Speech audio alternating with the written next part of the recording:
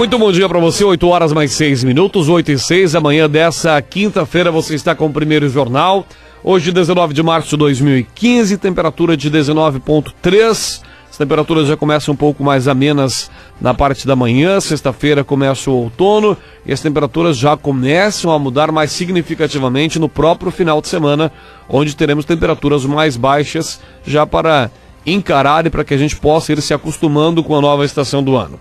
Pois bem, sempre que o nosso assunto é história, sempre que o nosso assunto é Brasil, a gente chama um grande amigo nosso, Celso Aloysio Fornec, é diretor do IESEG, professor de História e Geografia, mestre em Desenvolvimento Regional, para falar justamente desse momento histórico que vivemos no nosso país. Professor, seja bem-vindo, tudo bem com o senhor? Bom dia, Marcos, bom dia, ouvintes da Tirol. É um prazer estar novamente aqui, ex-diretor do IESEG. Ex-diretor do IESEG. Não dá confusão, né? Isso. Hoje, atualmente, estou aposentado, então aproveitando um pouco esse tempo de folga aí para dar umas lidas a mais, acompanhar o noticiário, tentar me inteirar dos assuntos. Ex-diretor, o hábito é chamá-lo de diretor, então vamos chamar de professor. Tranquilo. Eu chamo o meu professor, o meu diretor lá da Escola Estadual de Paverama até hoje de diretor, então perdoe os ouvintes se eu acabar fazendo a confusão. Enfim, o diretor Altair Rainer eu continuo chamando de diretor com mais de 20 anos depois da escola, mas enfim. Professor Celso Aloysio Fornec, é possível traçar um paralelo, se a gente for olhar na questão histórica, nas manifestações que tivemos no último domingo, nós temos aí início dos anos 90 com as manifestações de Fora Collor, início dos anos 80, a metade dos anos 80 com as diretas.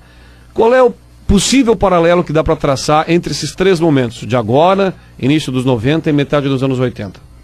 Eu diria que o grande paralelo que se pode colocar é a união do povo brasileiro em torno de um objetivo, né? O povo conseguiu se unir, e isso é bastante complicado. Isso, na verdade, começou em 2013, né, com a grande manifestação que teve no Brasil, e que depois foram infiltrados os mascarados para tentar desestabilizar isso aí, e que deu êxito. Mas assim, as diretas já foram 20 anos de repressão que nós sofremos, né? Então, nesses 20 anos, num primeiro momento, houve uma fase de acomodação da população brasileira. Depois, com o Ernesto Geisel, começou a maior rigidez, porque já estava começando a perder o controle, o exército. Então, começou a maior rigidez e o povo começou a ser mais oprimido. E a partir do momento que entrou o João Batista de Oliveira Figueiredo, eles sentiram, o exército, que não tinha mais condições de... Então eles afrouxaram, e aí o povo emergiu. Então foi assim, um consenso geral de que as diretas já viessem. Nós sempre temos que entender assim, ó, tem que ter um consenso político, econômico e do povo, né? Se a economia, com esse fator, é muito prejudicado, o capital estrangeiro começa a trabalhar de maneira que isto não venha a ocorrer. Então é preciso que haja todas essas linhas, né? Então, as diretas já, houve um consenso do exército, que estava na hora de entregar, dos economistas, que teria que haver maior liberdade para poderem trabalhar a questão de investimento estrangeiro, e a população brasileira que estava cansada, como agora, né, e como em 92, da situação que se tinha. A semelhança maior ocorre entre o impeachment de Collor, foi o primeiro presidente da República da América Latina que sofreu impeachment, e a situação de agora. Embora agora nós não temos nenhum fato que possa ocasionar impeachment. É muito importante isso. Não é o povo que vai querer que haja impeachment. Não. Tem que haver uma denúncia formal, e essa denúncia tem que ser para colocar mais simples, de uma administração contra a nação, ou seja, de um grande desvio, de uma afronta maior, de alguma coisa que a pessoa do presidente ou da presidente fez que prejudique o Brasil. Então essa tem que ser pelo Supremo Tribunal, tem que ser aceita, e aí pode-se iniciar um processo de impeachment. E aí o lado político tem que concordar. Né? Então o presidente tem que ter a minoria do seu lado. Sim. O que não acontece hoje. O que não acontece sob hipótese nenhuma hoje, né? O impeachment de Collor foi uma situação mais longa, né? Houve mais tempo para que os noticiosos colocassem, por exemplo, o grande desvio de dinheiro que foi para tal da casa da Dinda, era, né, um fabuloso palácio construído em Brasília, né? Com cascata e tudo, onde há secas, onde, né, pessoal tem falta de água. A questão do PC Paulo César Farias, que era o tesoureiro, na verdade, na época havia uma pessoa que tinha tudo isso nas mãos, que hoje vários têm, né? Sim.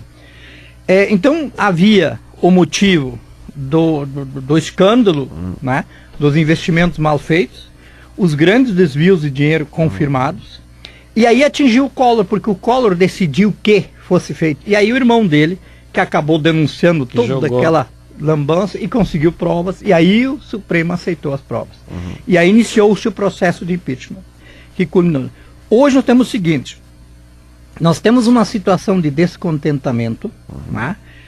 Mas eu vou dizer para vocês, é um descontentamento temporário. Por quê? Porque o PT, quando assumiu o governo brasileiro, eles tinham por meta 20 anos de poder. Isso, o nosso futuro está dizendo, está aprovado, né? 20 anos de poder. A ideia inicial muito boa, que é o tempo que se calculava necessário para conseguir tirar a população, que a grande maioria vivia na miséria, para um estado de, né, viver normal, né? Daí se ampliou, na verdade, os projetos Minha Casa Minha Vida, o Bolsa Família, Bolsa Escola e Bolsa de tudo que se imagina. Na tentativa de trazer a classe miserável para uma condição de viver, né? Trazer para a classe média, como eles chamavam. Não, nem a classe média ainda. Seria a classe baixa, que você tem várias divisões, né? Mas na época, eu li uma reportagem que foi colocada por eles no governo, de que se teria uma classe miserável, que era na época abaixo de $92, né, por família. Depois nós teríamos a classe baixa, né, que seria aquela que de 92 até um salário mínimo. Temos que sempre pensar que na época o salário mínimo é um pouco mais de $100, né? Que a grande meta era chegar a $100. Não é que o salário nosso aumentou tanto, mas é que a economia do Brasil se estabilizou com o Plano Real. Nós temos que sempre ressaltar isso, que o Plano Real foi a sacada do momento, né? Foi um grande projeto, e esse deu essa estabilidade, e a partir dali nossa economia cresceu e consequentemente os salários crescem. Isso é uma coisa, né, sine qua non, né? Quando você tem uma economia mais forte, você paga salários mais fortes, né? Então, e em consequência, todo o pacote econômico que gira em torno da economia do país vai aumentar, né? E teríamos uma classe média-baixa, que seria de um salário mínimo até 3 salários mínimos. Por isso, nas bolsas de estudo, todas elas até 3 salários mínimos per capita. Depois seria a classe média, que seria hoje chamada a classe alta branca, né, que eles chamam, a classe média, que seria então a classe que está bem, né, que produz, que tem economia e que geralmente, né, e depois a elite, né, essa que todos os socialistas não gostam, né? Mas numa análise fria ela é necessária, porque ela é que tem o controle econômico na mão e decide para onde vai o jogo, né? E esse é o cenário atual? Esse é o cenário atual. Então criou-se uma necessidade de reeleger. E como a situação já estava num certo desgaste no fim do governo Dilma, tudo foi freado. Todos os aumentos necessários foram, você vê, foram injetados no ano 2003 9 bilhões de reais na Eletrobras para manter a luz baixa. Inclusive baixou-se a luz. Então foi tudo para a reeleição da presidente. Esse desgaste, esse é um desgaste econômico ou político, professor? Político. O desgaste político ele acontece naturalmente quando o mesmo partido está muito tempo no poder. Verdade. Porque o que você tem? Você tem os partidos que têm uma visão mais socialista, né, da esquerda. Você tem os mais da direita. Então, os socialistas geralmente privilegiam classe mais baixa. e os capitalistas privilegiam as classes mais elevadas. Então, quando muito tempo, só uma classe é atingida, a outra começa a permear. Né? Então, a alternância no poder é sadia, é necessária e não tem como escapar. Então, havia esse desgaste político já. A economia, né, nada de novidade, sempre a mesma coisa, né? Bolsa ali, bolsa, quer dizer, então, impostos aumentando e aumentando ministérios, então houve esse desgaste. E aí precisava ser a reeleição para conseguir completar esse ciclo que se imaginava. E por isso não houve aumento de energia, combustíveis, e tudo estava defasado. Então agora, para a economia do Brasil, né, poder andar, era necessário esse aumento. Com Dilma ou sem Dilma, Aécio, com falecido Dilma. Eduardo Campos, Marina, qualquer... Teve um vereador na Câmara de Vereadores de Teutônia que falou justamente, ainda bem, o Marcelo Brentano falou, ainda bem que o Aécio não pegou. Ou seja, com Aécio ou sem Aécio, teríamos de qualquer forma esse estouro da boiada. Teríamos porque foi segurado tempo demais. Né? Então, para o povo, se não aumentar a coisa, oba, aplausos. Não, tem que aumentar. A economia é macro, ela não é só do Brasil, o exterior também. Mesmo que o petróleo tenha baixado de $100 para 50, mas todo o entorno era preciso que aumentasse. Então, houve essa necessidade. Tanto, só para retroceder um pouco, o Aécio Neves falou das medidas impopulares que ele queria que tomar, meu Deus, a Dilma achou que era o fim do mundo e acabou tomando, né? Então, essas coisas são muito recentes também ainda, e aí criou-se essa... nós temos a outra grande questão, que o Sul e Sudeste, que maciçamente votaram em Aécio, e o Norte, Nordeste, Centro-Oeste, que maciçamente votaram na Dilma. Houve uma divisão muito grande, né? Houve assim, né? E agora o que aconteceu? Você vê que o Nordeste todo ele participou, o Norte todo, porque eles também a classe média também se irritou com isso, não queria isso, que houvesse essa divisão. As pessoas olham para o Nordeste, falar com qualquer guia turístico, diz que isso não tem nada a ver, né? Que foi uma questão, né? Bom, enfim, a urna deu esse resultado, não tem que nós comentar. Então, criou-se essa situação de instabilidade. E aí achava-se, né, o governo próprio sabia que ia dar esse problema, ele estava preparado para isso. Tanto que eles colocaram a Guarda Nacional contra os motoristas, exatamente para dizer, olha, se vocês quiserem, nós estamos preparados, né? E o tiro meio que saiu pela culatra, porque quando os motoristas trabalhadores, né, que pagam imposto, começaram a chiar, botar a Guarda Nacional, quando movimentos chamados sociais, populares foram, não se fez nada. Tanto que em Brasília, na Esplanada, tinha 200, 300 caras bloqueando uma das avenidas que não pode ser bloqueada, porque é a saída do presidente. Está bloqueada e nem a polícia foi lá. Quer dizer, então criou-se todo esse clima, e aí surgiu o boato de que tinha sido a CUT estava pagando o pessoal para ir. Então criou-se essa instabilidade. Então, estourou o movimento domingo. A tendência é que o governo tome medidas que agradem um pouco a esse descontentamento. Como nosso grande problema é a corrupção, é uma coisa que nós temos que...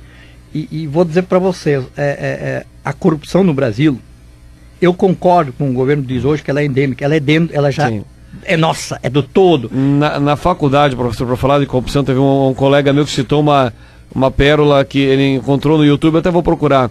A ação foi feita da seguinte forma: um entrevistado perguntava para o entrevistador perguntava para alguém que estava sendo entrevistado, e ele pedia que, eu não quero opinar, eu não recordo qual é que era o assunto. Daí, quando a pessoa dizia que não queria opinar, o entrevistador dizia, mas eu preciso para concluir minha pesquisa. Você é a favor ou da corrupção? Você acha que todo brasileiro é corrupto? Não, acho que todo brasileiro não é corrupto. Daí o entrevistador precisava botar, no seu, obviamente, tudo montado, ele dizia o seguinte, mas eu preciso botar pelo menos um número de brasileiros que disseram que sim, era corrupto. O senhor não quer R$50 para mudar a sua resposta? E eles pegavam os R$50 para mudar a resposta. Ou seja, no mesmo momento ele não concordava que todo brasileiro é corrupto, e ele era corrompido 1 minuto depois com R$50. Então essa questão cultural é muito forte, né, professor? Muito forte. Por exemplo, não condenando, né? Só colocando, né? nós deveríamos exigir nota fiscal de tudo que nós compramos. Tá? Porque se nós não pegamos a nota fiscal, nós pagamos o mesmo preço. Só que o comerciante sonega esse valor. Tá? O comerciante vai dizer que ele pode trabalhar com preço mais baixo se nós não pegarmos nota, porque vai ser geral, vai reduzir, né? Mas o imposto, na verdade, viria para mim. Porque no momento que o comerciante é obrigado a pagar imposto para o governo volta e... Né? Teoricamente funcionaria muito bem. Teoricamente funcionaria muito bem. Então, nós temos um pouco isso. E você vê nas eleições, sim, a compra de votos, quer dizer, é um absurdo que está... Né? Já melhorou muito, mas em alguns municípios, né, nesse nosso país, isso deve correr bastante. Exato. Então, são coisas... E aí, o que aconteceu? Eu até ia colocar uma outra questão. Nós somos da geração anti-Estados Unidos, né? Que, né, por causa do FMI, então a gente é uma geração que não gosta muito dos norte-americanos. Mas eles têm uma coisa fantástica, que é a federação dos países. Todos os estados cobram seus impostos e repassam nos Estados Unidos 3% para o governo federal. O governo federal, com esses 3%, é obrigado a manter o exército, né, as câmaras, o seu, e aí ele faz o que entende, né? Tanto que os Estados Unidos é o país que tem maior dívida do mundo, só que é o governo que tem, né? Então isso não afeta, os estados também. E o resto dos estados ficam com dinheiro na federação e fazem o seu investimento. Qual é o grande problema do Brasil? O Brasil todo, como é uma confederação, junto com... Todos os estados mandam toda a arrecadação, ou praticamente toda a arrecadação, para um único bolo, o governo federal, e este governo federal reparte conforme regras pré-estabelecidas. O que acontece? Só de imposto, no ano passado, pagamos mais de 1 trilhão de reais. Isso é dinheiro que nós não conseguimos imaginar. Aí você coloca um ministro, ou um assessor do ministro lá, tendo o canetaço para decidir para onde vai esse dinheiro. As grandes empreiteiras, você sabe que a amizade sempre inclui. Claro. Precisam ser muito amigos dessas pessoas, né, para que eles favoreçam de uma ou de outra forma, mesmo de certa forma imparcial, favoreçam que eles ganhem, ou avisem, ou vai ser uma licitação. Né? Até porque essas mesmas empreiteiras depois colaborarão com a campanha de um possível candidato a deputado estadual, federal, senador, enfim, prefeito da cidade, vereador, enfim. Eu gostei do que o Paulo, esse delator, falou. Não existe contribuição limpa. Existe um empréstimo. Não há. Eu sou um empresário, eu gostei do Márcio Vinícius como candidato a vereador, vou dar dinheiro para ele, vou dar para ele. Não, isso não existe. No momento que eu, empresário, dou dinheiro para alguém, eu espero algo em troca. Então, nessas proporções de tudo centralizado, de uma Petrobras bilionária, dando dinheiro a rodo, era previsto que essas coisas poderiam acontecer. E vou dizer mais, isso não acontece só agora no Brasil. Claro, agora que estourou, porque criou proporções incontroláveis, né?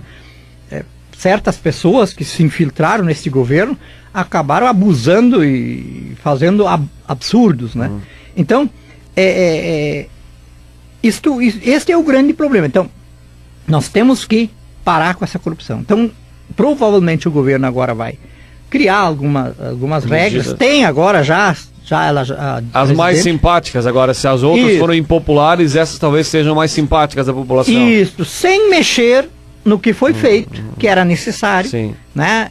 E então vai agora amenizar a coisa com alguns arregos. Então eu imagino que a coisa vá se acalmar, se não houver nada né, em comum, embora, né, essa questão do Cid Gomes, ministro da Educação, com o presidente da Câmara, demonstra claramente o nervosismo que há dentro do governo. A base, um ministério tão importante quanto o da educação, há uma instabilidade muito grande dentro do governo, né? Dentro do governo. Os ministros, assim, eles não estão mais sabendo como lidar com isso, porque Só assim, 1 milhão de pessoas em São Paulo, né? 100 mil em Porto Alegre, 30 mil lá, e no fim isso é um grande número. E foram muito infelizes quando o ministro Mercadante e o ministro da Justiça vieram dizer que isso eram os opositores, que eram os eleitores de Aécio, quer dizer, deram ainda mais, né, botaram mais munição em cima da fogueira. Né? Professor, um assunto que nosso tempo já está quase se esgotando, a gente vai num bate-papo bacana, é assunto que, não querendo julgar, mas eu acho completamente fora do... mas que sempre vem nessas manifestações. Ano passado, antes da Copa, veio também a questão de golpe militar, de pessoas querendo a volta do militarismo. Tantas pessoas foram mortas buscando a democracia, e agora esse sentimento de muitas pessoas simpáticas, e a gente não vê só pessoas de mais idade, jovens Sim. também simpáticos. Que movimento é esse? Ele pode ganhar corpo? Não. Primeiro, você pode olhar qualquer país do mundo, nunca os militares conseguiram ter êxito nos governos. Sempre houve problemas de golpe contra golpe. Por quê? Porque o militar, ele não é político. O militar é educado desde que ele entra no exército, disciplinado, a ser muito rígido.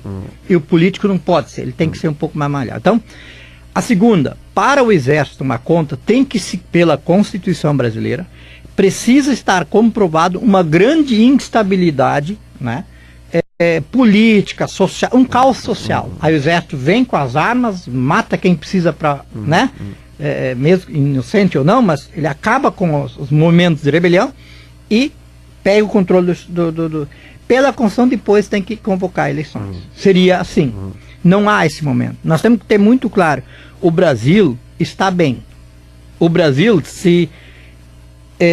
está cansado dessa mesmice, né, quer mudanças, né, e agora levou uma espetada nas costas com esses aumentos. Então há um descontentamento, mas isso dá para ajeitar tranquilamente. Então, assim como o impeachment, a volta dos militares, tem que haver algum motivo. A outra, o exército brasileiro hoje não estaria preparado para tomar conta, porque durante o governo Lula e também já de Fernando Henrique Cardoso, se cortou muitos gastos no exército. Nós começamos a ter uma visão mais para a macroeconomia e esquecemos um pouco o exército. Então o exército hoje ele está muito fragilizado para isso. Claro, né? Como na outra vez nos Estados Unidos bancou Sim. o golpe. Então agora teria que alguém financiar, mas ninguém vai financiar um golpe num país hoje, na situação que o Brasil está. Então, eu sei, o problema da solicitação do retorno do exército ao poder é dessa instabilidade, né? A gente está descontente, então vamos mudar, né? Mas com certeza não seria a melhor alternativa. Sim. A melhor alternativa, nós darmos um tempo para o governo se reorganizar e o governo sabiamente dizer, olha, nós erramos, nós vamos tentar corrigir, começar a tomar medidas que corrijam isso e encaminhem o seu governo para o final. E aí nós vamos... E preparem o país para essa mudança. Para essa mudança que, né, muitos vão ter que esperar, vamos esperar mais 4 anos, né, enfim, mudança ou continuidade, enfim. Sim, a mudança é que as urnas respondem sempre, né? Professor Celso Aloysio Fornec, mestre em desenvolvimento regional, agradecemos mais uma vez a sua participação, ex-diretor do IESEG, agora eu acertei na mão, é difícil ainda, mas de qualquer forma, tenha uma boa quinta-feira, professor, e até uma próxima oportunidade, quando tivermos assuntos dessa natureza, estaremos lhe convocando de novo. Muito obrigado, até uma próxima. É um grande prazer poder estar aí, é só chamar que a gente Uma aula de história, né? Uma aula de história, bacana. E também é uma honra continuar me chamando de diretor, né? Ah, pois é. Sempre é bom, né? Mas, professor e diretor são vitalícios, né? Grande abraço. A outra. 8 horas mais 30 minutos, nós vamos a mais um destaque do JD com o esporte, e assim a gente vai encerrando o primeiro jornal desta quinta-feira, 19 graus e 9 décimos a temperatura, e é o próprio JD, já está no estúdio com seu 1,96 m de altura, chegando no estúdio para comandar o Rádio Mix na programação da Tirol. Um grande abraço, até mais.